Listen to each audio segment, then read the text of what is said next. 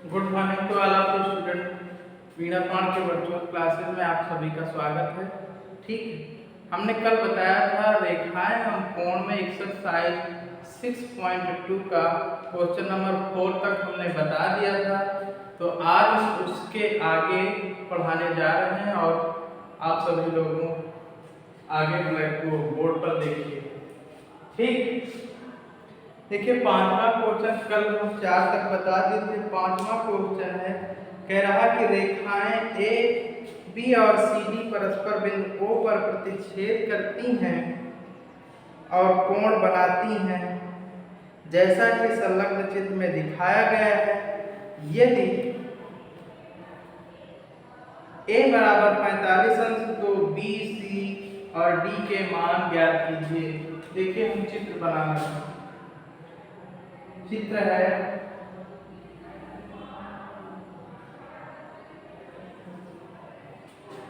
ठीक, यहाँ पर प्रतिच्छेद बिंदु O है, ये रेखा हमारे पास ए बी है और ये सी डी। ठीक, हमारे पास एक कोण ए दिया गया है, ये कोण सी दिया गया है, ये कोण B है और ये कोण D है। ठीक, हमें निकालना क्या है, कोण BCD का मान निकालना है। हमें दिया गया है, दिया क्या है, दिया है A बराबर 45 अंश। ठीक, A बराबर 45 अंश दिया गया है। तो हमने आप लोगों को पढ़ाया था, कोणों के बारे में बताया था कि कोण कितने प्रकार के होते हैं। ठीक, तो देखिए उसमें ये भी बताया था कि शीर्षाभिमुख कोण क्या होते हैं। शीर्षाभिमुख कोण वो कोण होते हैं जो किन्हीं दो प्रतिच्छेदित रेखाओं के बीच में बनते हैं। ठीक, तो यहाँ पर देखिए कोण ए और कोण सी दोनों कैसे कोण हैं, शीर्षाभिमुख कोण हैं। तो हम लिखेंगे चित्र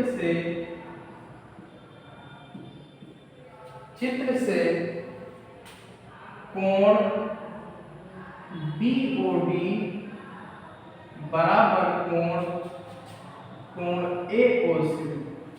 ये दोनों कोण बराबर हैं।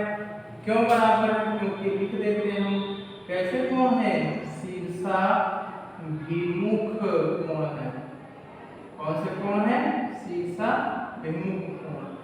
ठीक, तो हमारे पास दिया गया है कोण ए बराबर कोण ए कौन सा कोण है, BOD ही तो है और ये कितना अंश है, 45 अंश है। अंश थोड़ा ऊपर लगाएंगे। ठीक, ये कितना 45 अंश है। तो हमारे पास जो BOD 45 अंश है तो AOC भी क्या हो जाएगा, 45 अंश ही हो जाएगा। ठीक, ये AOC और AOC कौन सा कोण है, AOC देखिए कौन सा कोण है, कोण C है। तो दिस इंप्लाइज कोण C इक्वल टू 45 डिग्री। अगर कोण A 45 है तो कोण C भी 45 अंश हो जाएगा। ठीक, अब आगे देखिए, तथा पुनः चित्र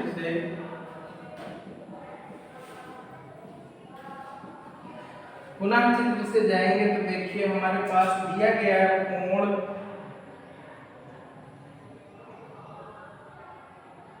DOA एवं कोण AOC दोनों क्या है, रैखिक कोण है। कौन से कोण है, रैखिक कोण है। तो रैखिक कोण के बारे में जानते हो, हमने बताया भी था कि रैखिक कोण क्या होते हैं, एक सीधी रेखा पर किसी एक उभयनिष्ठ बिंदु पर बने होते हैं और दोनों कोणों का योग क्या होता है, 180 अंश होता है। अतः अगर ये रैखिक कोण है तो कोण DOA प्लस कोण AOC बराबर 180 अंश हो जाएगा। और कोण DOA को हम क्या लिख रहे हैं, कोण DOA को B कह रहे हैं और AOC को हम क्या कह रहे हैं, C कह रहे हैं। ये 180 अंश हो जाएगा। अर्थात b इक्वल टू c का मान हम निकाल चुके हैं कितना 45 अंश 180। तो b बराबर क्या हो जाएगा 180 माइनस का 45 अंश। तो b इक्वल टू हो जाएगा 180 से 45 घटाइए कितना आता है 135 अंश आएगा। ठीक, तो b का मान कितना आ गया 135 अंश आ गया। तथा अब हमें d का मान ज्ञात करना। देखिए d का मान हम जानते हैं कि अगर a और b क्या है a और c दोनों शीर्षा भिन्मुख कोण हैं, तो इसी प्रकार देखा जाए b और d ये भी तो दो प्रतिच्छेदित रेखाओं के बीच में बने हुए कोण हैं, तो b और d भी क्या हो जाएंगे तथा b या फिर कह दें कि कोण AOD एवं कोण BOC दोनों कैसे कोण हैं दोनों शीर्षाभिमुख कोण हैं।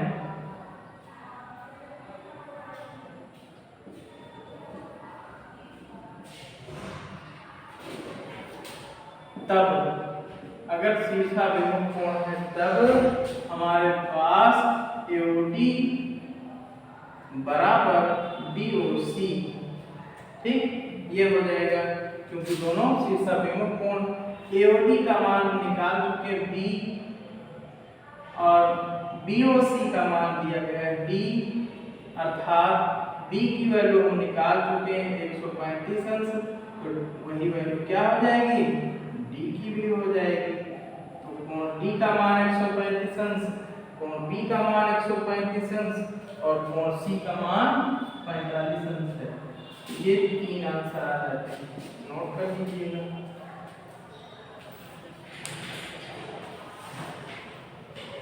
नोट कर लो।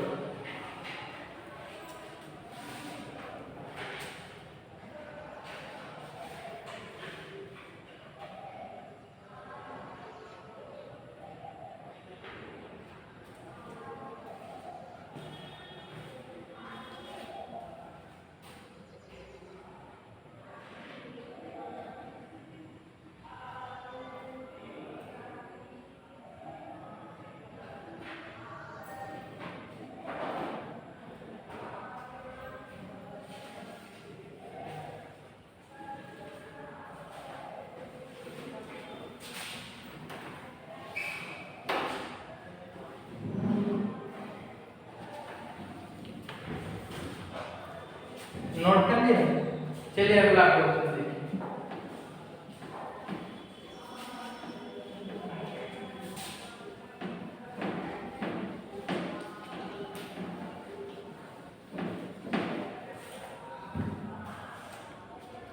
अगला क्वेश्चन पे चलते हैं। ठीक, नेक्स्ट क्वेश्चन है, कह रहा कि एक क्वेश्चन नंबर 6 है और कह रहा है कि एक समतलीय तीन रेखाएं AP, CD और EF एक ही बिंदु O पर प्रतिच्छेद करती हैं और कोण बनाती हैं जैसा कि चित्र में दिया गया है। तब हमें AP CD के मान ज्ञात करना है। देखिए चित्र से हम समझते हैं इसको। हमारे पास दिया गया है तीन रेखाएं दी गई हैं, कौन सी AB, CD और EF। सीधी रेखाएं बना लेना। ठीक, ये कौन सी है ये AB है,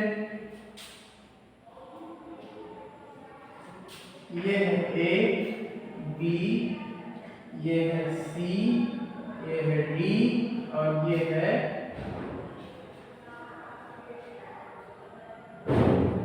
E और F। ठीक, और ये क्या है प्रतिच्छेद बिंदु O है। ठीक, अब हम क्या करते हैं आगे, इसमें दिया गया है इस कोण का मान दिया गया है A, इस कोण का मान A दिया गया है, इसका मान D दिया गया है, इसका मान दिया गया है B और इसका मान C दिया गया है। ये बिंदु O है। ये बिंदु ओ है, ठीक। और ये कोण जो दिया गया है सी ई, ये कोण कितने अंश का, 90 अंश का है, और ये कोण 50 अंश का, ये हमारे क्वेश्चन में दिया गया है। तो देखिए हमारे पास जो चित्र बना हुआ उसकी सहायता से हम ए बी सी डी के मान ज्ञात करेंगे। और किस प्रकार से ज्ञात करेंगे हम, कोणों के जो हमारे पास कोण की विशेषताएं हैं या कोण की परिभाषाएं हैं, प्रकार, उनकी सहायता से इसको ज्ञात करेंगे। देखिए यहाँ पर सबसे पहले दिया गया है, देखिए दिया है हमें कोण DOE 90 अंश दिया गया है, कोण BOD 50 अंश दिया गया है। ध्यान से देखिए यहाँ पर ये यहाँ से लेकर के यहाँ तक का जो कोण है ये कैसा कोण है, अर्थात कोण AOB, ये कैसा कोण है, एक सरल रेखा पर बना हुआ कोण है। तो कैसा कोण है, ये सरल कोण है, अर्थात रैखिक कोण कहेंगे इसे। तो ठीक ये सरल कोण है, लिखेंगे चित्र से कोण AOB बराबर 180 अंश, क्योंकि क्या कौन सा कोण है, ये सरल कोण है, ठीक, ये एक सरल कोण है। तब हमें पता है कि ये जो कोण AOB है ये कितने कोण, इसके बीच में कितने कोण बने हुए हैं। देखिए कोण कौन सा बना है, AOE प्लस कोण EOD प्लस कोण DOB, ठीक। या फिर इसे लिख सकते हो, इधर से अगर करना चाहो इस तरफ से काउंट करो तो कोण BOD प्लस कोण DOE प्लस कोण EOA बराबर 180 अंश, क्योंकि ये जो तीनों कोण हैं इन सभी का सम AOB के बराबर है। अर्थात AOB की जगह पे हम इतना लिख सकते हैं चित्र से। अगर इतना लिख सकते हैं तो देखिए BOD का मान हमें पता है 50 अंश है, DOE का मान हमें पता है 90 अंश है, और EOA का मान हमें पता है कितने, क्या दिया गया है, A दिया गया है बराबर 180 अंश। इन दोनों को ऐड कर लीजिए, यानी 90 और 50 140 हो जाएगा, प्लस A इक्वल टू 180। तो A इक्वल टू क्या आ जाएगा, 180 माइनस 140, A का मान आ गया 40 अंश। A का मान हमें पता हो गया 40 अंश, ठीक। अब हम जाएंगे यहाँ पर एक पॉइंट और लिख लीजिए, चित्र से रेखा AB के लिए लिख लीजिएगा, ठीक। चित्र से रेखा AB के लिए, अभी हमने रेखा AB पर कोणों का योग किया है, ठीक। अब हम किस रेखा पर जा रहे हैं, अब जाएंगे हम रेखा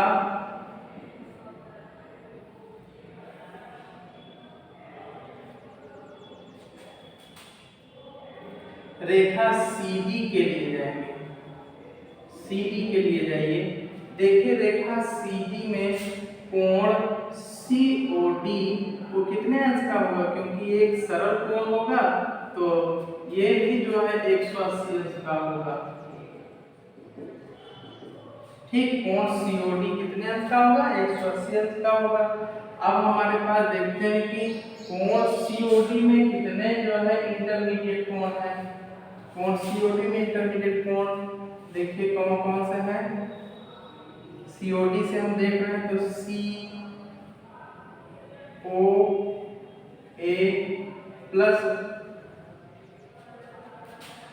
कोण AOE प्लस कोण EOD बराबर 180 अंश। COA का मान हमको दिया गया है B है, ए और ई का मान हमारे पास ए है और ई और डी का मान 90 अंश है बराबर 180 अंश। ए का मान अभी हम निकाल चुके हैं, 40 रख देते हैं प्लस 90 बराबर 180 अंश। तो b बराबर हो जाएगा, इन दोनों को जोड़ लीजिए 130 अंश 180 अंश। तो b इक्वल टू हो जाएगा 180 माइनस 130 बराबर 50 अंश। तो b का मान कितना आ गया, 50 अंश आ जाता है। ठीक, अब हम इधर देख लीजिए, अगला देख लीजिएगा। अब हम जाएंगे किस पर, रेखा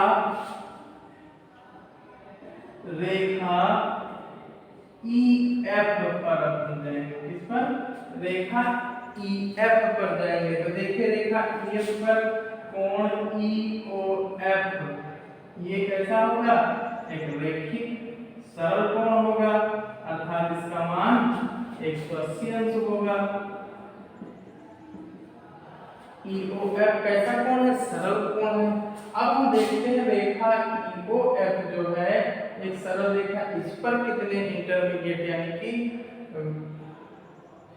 इस पर कितने जो है कोण बने हुए हैं, रैखिक कोण कितने बने हुए हैं देख लीजिए कौन कौन से बने हुए हैं। EO इस पर देखिए कोण हम किससे शुरुआत करते हैं, तो EOD प्लस देखिए EOD plus DOB plus DOB के बाद आता है BOF प्लस कोण BOF बराबर 180 अंश। तो EOD का मान हमें पता है 90 अंश है और DOB का भी मान पता है 50 अंश है और प्लस BOF का मान D दिया गया है बराबर 180 अंश। और ये हो जाएगा 90 plus 50 140 plus D equal to 180 अंश। तो D बराबर हो जाएगा 180 माइनस 140 बराबर 40 अंश। D का मान भी 40 अंश आ गया। इस तरीके से देखा जाए तो जो D कोण है वो A का शीर्षाभिमुख कोण कहलाता है। ठीक, अब चित्र में देखते हैं कि जो कोण C है, कोण C,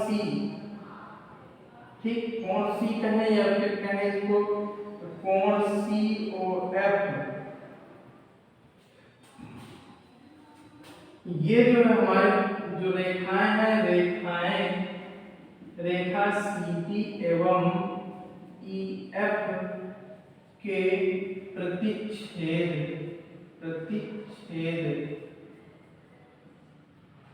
बिंदु पर बना है। प्रतिच्छेद बिंदु पर बना है, अतः कोण COF बराबर कोण DOE। ये कैसे होंगे, शीर्षाभिमुख कोण हो जाएंगे।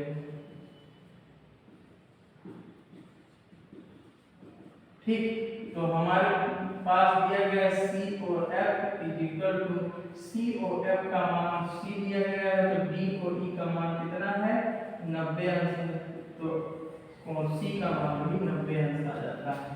इस प्रकार ABCD के मान हमें ज्ञात हो जाते हैं। ठीक, नोट कर लीजिए, इसे नोट कर लीजिए और आज बस इतना ही, बाकी नेक्स्ट चलते हैं। ठीक।